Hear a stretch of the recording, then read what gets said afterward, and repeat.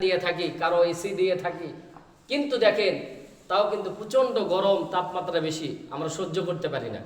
অনেক সময় বলেই ফেলি যে আল্লাহ কি আমাদের দিকে দেখে না? কথা বলেন ঠিক কিনা? আল্লাহ কিন্তু সবকিছুই দেখতেছেন, কথা বলেন ঠিক কিনা? সম্মানিত উপস্থিতি, আমরা যা কিছু করতেছি আল্লাহ তাআলা রব্বুল আলামিন দেখতেছেন। আমাদেরকে সবর করতে হবে, কেননা যদি আপনি ভালো কাজ করেন তার ফলাফলও আপনি পাবেন, আর আপনি যদি খারাপ কাজ করেন এর যাজাও আপনি অবশ্যই কি করবেন? পাবেন। কিন্তু আমরা বুঝি না। আল্লাহ তাআলা বলেছেন ফামাই ইয়ামাল মিসকালা যাররাতিন খায়রান ইয়ারা ওয়া মান ইয়ামাল মিসকালা যাররাতিন শাররান ইয়ারা। দুনিয়ার মানুষ, তোমরা শুনে রাখো, যাররা পরিমাণ তোমরা যদি ভালো কাজ করে থাকো এর যাজাও আমি আল্লাহ তাআলা দুনিয়াতেই যদি নাও দেই, আখিরাতে তোমাদের জন্য বরাদ্দ করে রাখবো। সুবহানাল্লাহ। আর যদি যাররা পরিমাণ তোমরা যদি গুনাহ করো, আমি আল্লাহ তাআলার কাছে যদি তওবা না করো, আমি আল্লাহ তাআলা যদি মাফ না করি, এর শাস্তিও তোমাদেরকে অবশ্যই ভোগ করতে হবে। তা যাররা এমন একটি জিনিস যার তুলনা হয় না। দেখেন না, মাটির মধ্যে আমরা শুই পড়লে সহজে আমরা কি খুঁজে পাই না? আমাদেরকে কিন্তু চোখ কিন্তু ভালো আলো আছে, তাও কিন্তু আমাদের দেখতে পাই না। এর চাইতে ছোট কিছু যাররা, বুঝেন ভালো করে, তাহলে এত ছোট একটা গুনাহ যদি আমরা করি তার আমরা সাজাও আমরা অবশ্যই পাবো। সম্মানিত হাজিরিন, আসুন আমরা নিজের জীবনটাকে গুনাহমুক্ত করি, আল্লাহর কাছে দোয়া করি। আল্লাহ, নাফসের ধোঁকায় পড়ে, শয়তান ওয়াসওয়াসায় পড়ে অনেক গুনাহ আমাদের জীবনে হয়েছে। আল্লাহ আমাদের সকলের গুনাহগুলোতে আল্লাহ তাআলা যেন মাফ করে দেয়। সবাই আল্লাহুম্মা আমিন। সম্মানিত উপস্থিতি, আমরা সবাই অবগত আছি যে জিলকদ মাস পরা মাত্রই আল্লাহ তাআলা রব্বুল আলামিনের ঘরের উদ্দেশ্যে, বাইতুল্লাহ জিয়ারতের উদ্দেশ্যে দেশের বিভিন্ন প্রান্ত থেকে আল্লাহ তাআলা রব্বুল আলামিনের অনেক বান্দা বান্দি ছুটে যায় আল্লাহ তাআলা রব্বুল আলামিনের ঘর ধরে লাব্বাইক বলার জন্য। আল্লাহ, আমি গোবিন্দগস্তে আসছি, লাব্বাইক, আল্লাহ তোমার কাছে হাজির হয়ে গেছি। সুবহানাল্লাহ বলবেন না? আল্লাহ তাআলা রব্বুল আলামিনকে বিভিন্ন দেশ থেকে এসে আল্লাহকে হাজির করে বলে, আল্লাহ শিরক মুক্ত, কুফর মুক্ত ঈমান করে তোমাকে আমি সাক্ষী দিচ্ছি। আল্লাহ, লাব্বাইক আল্লাহুম্মা লাব্বাইক লা শারীকা লা লাব্বাইক ইন্নাল হামদা ওয়ান নি'মাতা লাকা ওয়াল মুলক লা শারীকা লাকা লাব্বাইক। সম্মানিত হাজিরিন, আল্লাহকে সাক্ষী রেখে আমরা সে সময় যেই মানুষটি আমি গত জুমায় বলেছি, আমরা পড়ে যতটুকু অনুতপ্ত হয়েছি, যেই মানুষগুলো কাবা ঘর সামনে দেখে তাদের চোখগুলো শীতল হয়ে যায়। সুবহানাল্লাহ। তাদের মনের ইচ্ছা জাগে যে আসলে পৃথিবীতে আল্লাহ তাআলা এমন একটি ঘর দিয়েছে, আমার যা কিছু আছে মনে হয় সবকিছু বিক্রি হয়ে আরেকবার চলে যায়। যা কিছু দিয়েছে আল্লাহ, মনে হয় তাদের কি আরেকবার চলে যায়। সুবহানাল্লাহ বলে দিন। সম্মানিত হাজিরিন, এই আমাদের মূল উদ্দেশ্য যে আসলে আল্লাহ তাআলা রব্বুল আলামিন আমাদের যে ঈমান দিয়েছেন, এই ঈমানটা নিয়ে আমরা যেন কবর পর্যন্ত যাইতে পারি। যার কারণে নবী রাসূল পয়গম্বর যাদেরকে আল্লাহ তাআলা রব্বুল আলামিন পাঠিয়ে দিয়েছেন, তাদের কিছু মূল হাকিকত আপনাদের সামনে উপস্থাপন করা, কেননা এখান থেকে কিছু শিক্ষা নিয়েও কিছু জিনিস নিয়ে আমরা নিজের জীবনে বাস্তবায়ন আমল করতে পারি। আল্লাহ তাআলা রব্বুল আলামিন পৃথিবীতে যত নবী রাসূল দুনিয়াতে পাঠিয়ে দিয়েছেন, এর মধ্যে থেকে দুইজন নবী আসার আগে ষড়যন্ত্র ছিল, দুনিয়ার মানুষেরা ষড়যন্ত্র করেছিল তারা যেন দুনিয়ার মুখে আসতে না পারে। কত জীবনে বলেছি, আল্লাহ তাআলা রব্বুল আলামিন যদি চান হকটি প্রতিষ্ঠিত করার জন্য কখনোই কোনো কেউ বাধা দিতে পারে না। আল্লাহ তাআলা রব্বুল আলামিন চেয়েছিল তার খলিল ইব্রাহিমকে দুনিয়ার বুকে পাঠাবেন এবং হককে প্রতিষ্ঠিত করবেন। ইব্রাহিম আলাইহিস সালাতু ওয়াস সালামকে আল্লাহ তাআলা ইরাকে বেবিলন, যাকে বাবেল বলা হয়, এই শহরের মধ্যে আল্লাহ তাআলা যেন পাঠানোর জন্য চিন্তা ভাবনা করলেন। তৎকালীন যুগে এখানকার বাদশা ছিল নমরুদ, জালেম শাসক ছিল। সম্মানিত হাজিরিন, 1 নয় 2 নয় 400 বছর পর্যন্ত বেঁচে ছিল দুনিয়াতে। তিনি এমনকি আনা রব্বুকুমুল আলা নিজেকে খোদাই দাবি করতেন। নাউজুবিল্লাহ বলেন। তিনি দেশের মধ্যে হুকুম জারি করে দিয়েছেন যে প্রত্যেক দিন প্রত্যেক ব্যক্তি ঘুম থেকে উঠে নমরুদের প্রাসাদের সামনে এসে মাথা নত করতে হবে। কি করতে হবে? মাথা নত করতে হবে যে তিনি খোদা। আল্লাহ তাআলা রব্বুল আলামিন তার এই জুলুম, অন্যায়, অবিচার যখন বেশি হয়ে গেল, আল্লাহ তাআলা রব্বুল আলামিন ধরেন না, কিন্তু ধরলে কি করেন না? ছাড়েন না। আল্লাহ তাআলা যখন দেখলেন এই নমরুদের তার জুলুম, অন্যায়, অবিচার বেশি হয়ে গেল, তখন আল্লাহ তাআলা তাকে স্বপ্নের মধ্যে দেখালেন যে এমন এক যুবককে আমি দুনিয়ার বুকে পাঠাবো যার দ্বারা নমরুদ তোমার সিংহাসন সব তছনছ হয়ে যাবে। সুবহানাল্লাহ বলবেন না? সুবহানাল্লাহ। এই স্বপ্ন যখন দেখলেন, ঘুম থেকে উঠছেন, বিবিকে ডাকতেছেন। বিবি বলতেছে, চুপ করো, তুমি একজন খোদা, খোদা যদি ভয় পায় পাবলিক কি করবে? মারহাবা বলবেন না? খোদা ভয় পাইছে।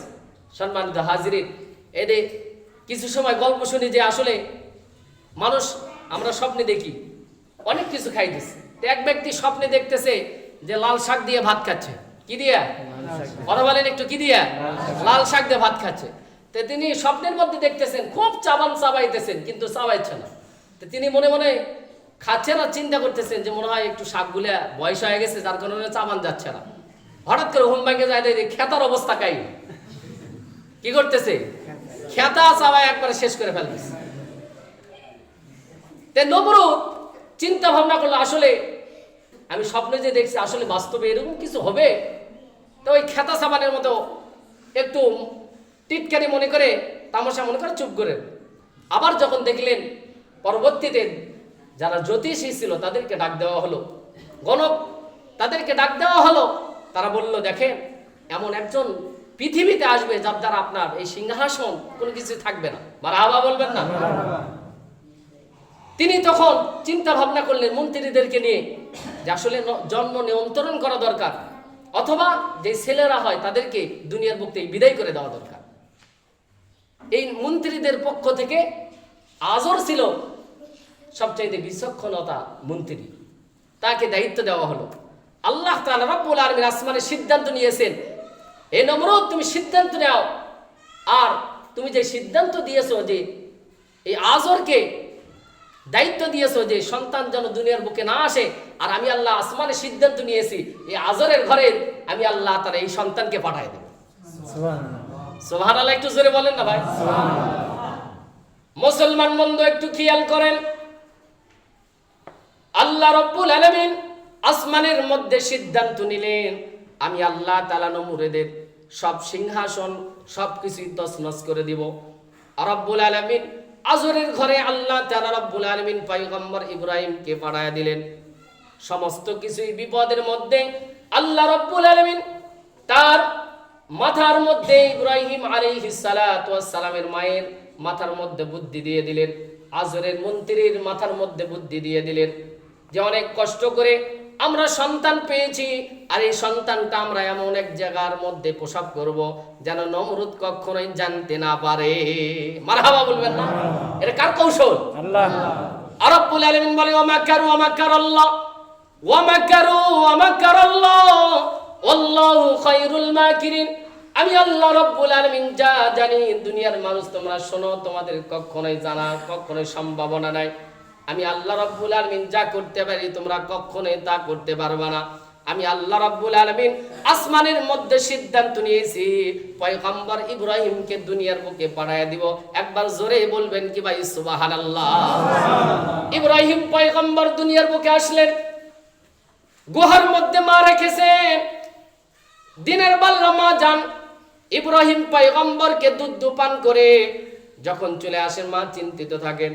কিন্তু মা যখন গিয়ে দেখেন ইব্রাহিম পয়গম্বর আলাইহিস সালাতু ওয়াস সালাম আল্লাহ তাআলা রব্বুল আলামিন তার শাহাদাত আঙ্গুলের দ্বারা তার মুখের মধ্যে দিয়েছেন, আর রব্বুল আলামিন দিয়েছেন এই লোকের মধ্যে আল্লাহ তাআলা মধু, আল্লাহ তাআলা নহর প্রবাহিত করে দিয়েছে।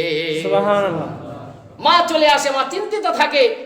পরবর্তীতে গিয়ে দেখে যে ইব্রাহিম পয়গম্বর শাহাদাত আঙ্গুলি চুষতেছেন। সুবহানাল্লাহ বলে।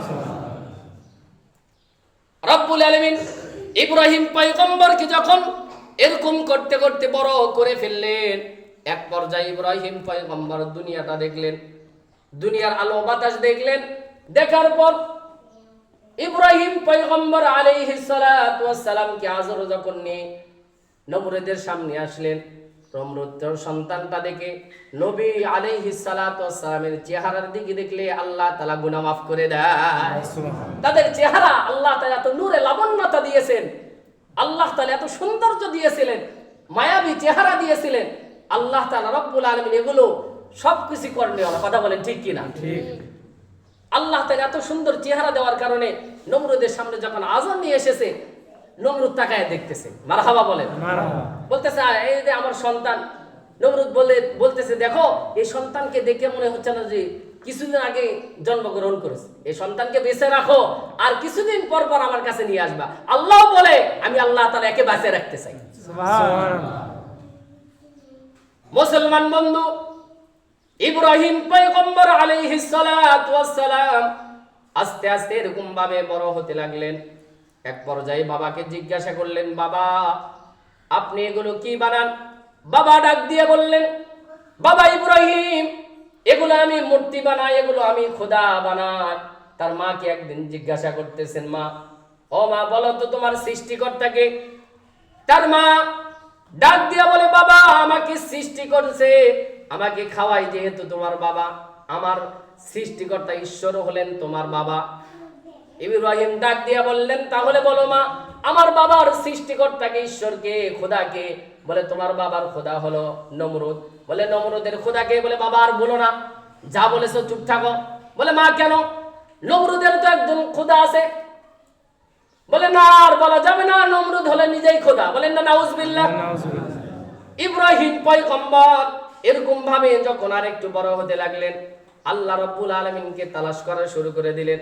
আল্লাহ রাব্বুল আলামিন ইব্রাহিম পয়গম্বরকে জাতির পিতা এমনি বানান নাই, কিতাবের মধ্যে এসেছে আল্লাহ তাআলা তাকে প্রথম পুরস্কার দিয়েছেন এই জন্য তিনি আল্লাহ রাব্বুল আলামিনকে নিজেই খুঁজে বের করেছিলেন। একবার জোরে বলবেন কি ভাই সুবহানাল্লাহ।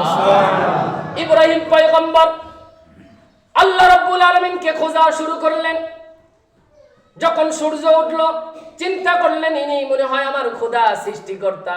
মনে মনে চিন্তা ভাবনা করলেন, কিন্তু সকাল থেকে সন্ধ্যার বেলায় যখন সূর্যটা ডুবে গেল, ইব্রাহিম পয়গম্বর চিন্তা করলেন, না না, যিনি উঠে ডুবে যায় তিনি কখনো আমার সৃষ্টিকর্তা হইতে পারে না। রাত্রেবেলা আবার চন্দ্র উঠলো, চন্দ্রের চতুর্পাশে তারকা। তিনি চিন্তা করলেন ইনি মনে হয় রাজা, ইনি মনে হয় সৃষ্টিকর্তা, কেননা তার পাশে চতুর্দিকে এত প্রহরী, যার কারণে তিনি সৃষ্টিকর্তা হবেন। কিন্তু রাত শেষ হওয়ার পর দেখলেন তিনিও ডুবে গেলেন। তিনি চিন্তা ভাবনা করলেন আর কাঁদতে লাগলেন, আল্লাহ ও দয়ার মালিক, আমি তোমাকে কেমন করে খুঁজে পাবো? আল্লাহ রাব্বুল আলামিনকে খোঁজার জন্য এত চেষ্টা করলেন। খুঁজতে খুঁজতে আল্লাহ রাব্বুল আলামিন ডাক দিয়ে বললেন, ইব্রাহিম তুমি চিন্তা করো না, যাকে খুঁজতেছো সে আল্লাহ রাব্বুল আলামিন, আমি তোমার সাথেই আছি। একবার জোরে বলবেন কি সুবহানাল্লাহ। ইব্রাহিম ডাক দিয়ে বললেন, আল্লাহ তুমি যেহেতু আমাকে বলেছো আল্লাহ আছো। ইব্রাহিম ডাক দিয়ে বললেন, আমরা নামাজে পড়ি, একটু বলেন, ইন্নী ওয়াজ্জাহাতু ওয়াজহিয়া লিল্লাযী ফাতারাস সামাওয়াতি ওয়াল আরদা হানিফাও ওয়া মা আনা মিনাল মুশরিকিন। সুবহানাল্লাহ। ইব্রাহিম ডাক দিয়ে বললেন, আমি একনিষ্ঠ ওই আল্লাহ রাব্বুল আলামিনের দিকে মুখ ফিরিয়ে নিচ্ছি, আর মুশরিকদের অন্তর্ভুক্ত আমি নই। আমি আল্লাহ রাব্বুল আলামিন সেই খোদার মুখাপেক্ষী হচ্ছে যিনি আসমান জমিন সব কিছুকে সৃষ্টি করেছেন। একবার জোরে বলবেন কি ভাই সুবহানাল্লাহ। ইব্রাহিম পয়গম্বরকে আল্লাহ তাআলা পুরস্কার দিয়েছেন প্রথম নম্বরে, এই জন্য তিনি আল্লাহ তাআলাকে নিজেই খুঁজে বের করেছেন। সুবহানাল্লাহ বলেন। চিন্তা করছেন? আর আমাদের দিকে তাকান, আমাদের সন্তানেরা আমরা ইসলামী নীতিমালার মধ্যে চলি, আমরা কোরআন হাদিস জানি বুঝি, কিন্তু তাও আমাদের সন্তান দেখবেন যে কেমন জানি হয়ে গেছে। আনকালচার, এখনকার আনকালচার নিয়ে চলতেছে। কথা বলেন ঠিক কিনা? সন্তানকে যদি বলেন বাবা নামাজে চলো, তোমার বয়স হয়েছে, বলে বাবা বেশি বুঝো না, এখন নামাজ কখন পড়া লাগে, কোন সময় পড়া লাগে, সব মোবাইল ফতুয়া দিয়ে দেয়। কথা বলেন ঠিক কিনা? সম্মানিত হাজিরিন, তাদের দিকে তাকান, তাদের থেকে আমাদের শিক্ষা নেওয়া দরকার। যুবকদের উদ্দেশ্যে বলবো যে ভাই, আপনি আমি কখনো এই পৃথিবীতে চিরজীবন থাকবো না। যেহেতু আল্লাহ তাআলা সংকীর্ণ জীবন আমাদেরকে দিয়েছেন, এই সংকীর্ণ জীবন, ছোট জীবন আমরা যদি সুন্দরভাবে সাজাইতে চাই, তাহলে আমাদেরকে পয়গম্বরদের আদর্শ নিয়ে নিজের জীবনটা সামনের দিকে অগ্রসর করা দরকার আছে না? আছে। আপনি আমি যদি তাদের মতো পরীক্ষায় আমাদের সামনে আসতো, আমরা কখনোই পাশ করতে পারতাম না। এত কিছু সুযোগ সুবিধা, এত কিছু আল্লাহ তাআলা রব্বুল আলামিন আমাদেরকে দিয়েছে, তাও আমরা সবকিছু সময় মতো করতে পারি না। সম্মানিত হাজিরিন, নিজের জীবনটাকে আমাদের পাল্টাতে হবে, নিজের জীবনটা নিয়ে চিন্তা করতে হবে। কখন জানি কোন সময় আপনার আমার জীবনটা থমকে যায়, কখন কোন সময় আপনার আমার জীবন থমকে যায় কেউ কখনো বলতে পারে না। এই যে গাজীপুরে নিউজ দেখলাম, 2 সন্তানের মা, বাবা মারা গেছে। চিন্তা করেন, আপনার ঘরে বউ আপনি নিয়ে এসেছেন, সন্তান আপনার মারা গেছে, নাতিপুতি 2টা সন্তান আছে, একটা 8 বছর আর মনে হয় 3 বছর বয়স, শ্বশুর শাশুড়ি বাড়ি থেকে বের করে দিচ্ছে। এখন এই সন্তানদেরকে নিয়ে মা কবরস্থানে আসছে। চিন্তা করছেন? চিন্তা করেন একটা বিষয়, আপনার সন্তানকে আপনি জন্ম দিয়েছেন কেন? যাকে আপনি বাসস্থান দিতে পারবেন না, যাকে আপনি সাপোর্ট দিতে পারবেন না, এই সন্তানকে আপনি কেন জন্ম দিয়েছেন বলেন? আজকে সন্তান আপনি জন্ম দিয়েছেন, সন্তান বড় করার পর সন্তানের 2টা সন্তান হয়েছে, আপনি তাদেরকে শুদ্ধা মহিলা মানুষ রাতে বেলা আপনি বের করে দিয়েছেন। কেমন বাবা আপনি? বাবা নামে আপনি কলঙ্ক। কথা বলেন ঠিক কিনা? আরে ভাই, বাবা না ডাকটা শুনতে খুব মজা লাগে, বাবা ডাকার কি মায়া। আমি আব্দুল মমিনও বুঝতাম না, যখন আমার সন্তান হয়েছে আমার সন্তান হয়েছে তখন আমি বুঝেছি আসলে বাবা ডাকার কি যে মধু, বাবা ডাকার কি যে মধু, কল্পনাও করা যায় না। আমি এদেরকে বলি কলঙ্কিত। কেননা আপনার সন্তান মারা গেছে, কিছুদিন হলো মারা গেছে, আপনি কেমন করে পারলেন এই ছোট্ট ছোট্ট সন্তানদেরকে আপনি বাড়ি থেকে বের করে দিলেন? সম্মানিত হাজিরিন, এখান থেকে আমাদের শিক্ষা নেওয়া দরকার, শিক্ষা নেওয়া দরকার। আপনার যদি সমস্যা হয়, আপনার গ্রামের মানুষ আছে, আত্মীয় স্বজন আছে, প্রতিবেশী আছে, তাদের আপনি সাপোর্ট নেন, নিয়ে এই সমস্যাটা সমাধান করা দরকার আছে না? আছে। কথা বলেন আছে না? আছে। এই সমস্যাগুলো আমাদের সমাধান করতে হবে। আর যুবকেরা, আমাকে অনেক মানুষ বলেছে, ভাই একটু বলেন মসজিদে, আমাদের যুবকেরা শেষ হয়ে যাচ্ছে। কিছু কিছু মোবাইল প্লাস এর সাথে আরেকটা জিনিস হয়েছে, মাঝখানে বন্ধ ছিল, এদের ইয়াবা না কি জানি, হিরোইন না ইয়াবা কি জানি খায়, একটা বড়ি। যুবক, আমি তোমার পায়ে হাত দিয়ে বলতেছি, তোমার মা তোমার বাবা কষ্ট করে তোমাকে বড় করছে, আর তোমাকে নিয়ে একটা স্বপ্ন মনের মধ্যে আঁকেছে যে আমার সন্তান একদিন বড় হবে, আমার সন্তান একদিন বড় হবে, আমি মারা গেলে আমি বাবার খাটিয়াটা ধরবে, আর আমার কাছে কবরের পাশে 2 হাত বাড়াই আল্লাহর কাছে দোয়া করবে। হে যুবক, তুমি কেমন করে পারো এই ইয়াবা ফেন্সিডে তুমি এই হাত দিয়ে হাতে দিতে? বলো, কেমন করে পারো? তুমি কেমন করে পারো? এই যুবক মানুষ, একজন মানুষের সঙ্গী হয়ে, যে ব্যক্তি খায়, এই ব্যক্তি বলছে তুই একটু লাইন ঘাট ক্লিয়ার করে, তুই তো চেনে না, তুই একটু যা। আমাকে বলতেছে হুজুর একটু দয়া করে বলেন। আমার খুব কষ্ট লাগলো যে আসলে এই যুবকেরা যদি এইভাবে শেষ হয়ে যায়, আমাদের সমাজটাই শেষ হয়ে যাবে। কথা বলেন ঠিক কিনা? এই জন্য আমাদের যুবকদেরকে ভালো হতে হবে। কিসের জন্য? একজন যুবক সামনেকার ভবিষ্যৎ, সামনে একটু সুন্দর একটা তোমরা ফুল।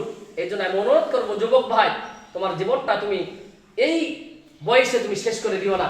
দয়া করে এই গাঁজা, ফেনজিডিল, হিরোইন, ইয়াবা যা কিছু আছে এগুলোর থেকে তুমি হেফাজতে থাকো। কেননা তোমার মা বাবা তোমাকে নিয়ে যে স্বপ্ন দেখেছে, এই স্বপ্নটা তুমি পূরণ করার জন্য সামনের দিকে তুমি অগ্রসর হও। ইনশাআল্লাহ তোমার সামনে পথ আলোকিত হবে ইনশাআল্লাহ। আল্লাহ তাআলা আমাদের সকলকে অল্প কথায় আমল করার তৌফিক দান করুন। আল্লাহুম্মা আমিন। ওয়া আখিরু দাওয়ানা আনিল হামদুলিল্লাহি রাব্বিল আলামিন। যারা সুন্নাত পড়ে তারা সুন্নাত